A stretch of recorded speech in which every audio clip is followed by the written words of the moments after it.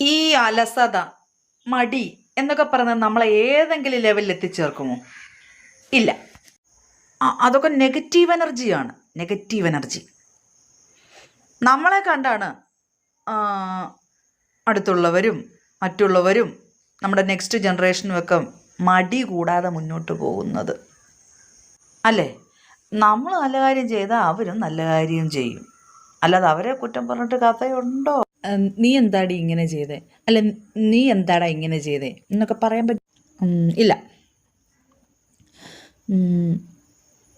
നമുക്ക് അതിനുള്ള റൈറ്റ് ഉണ്ടാവണം, എന്നാലേ നമുക്ക് ഒരാളെ ഉപദേശിക്കാൻ പറ്റത്തുള്ളൂ. വേണ്ട 2 ചപ്പാത്തിക്കുള്ള മാവ ഞാൻ ഒറ്റ ചപ്പാത്തി ഉണ്ടാക്കി. എന്താ കാര്യം? ഒന്നുകൂടെ ഉണ്ടാക്കാനുള്ള മടി. ഇതാവുമ്പോൾ ഒറ്റയടിക്ക് കാര്യമാവും.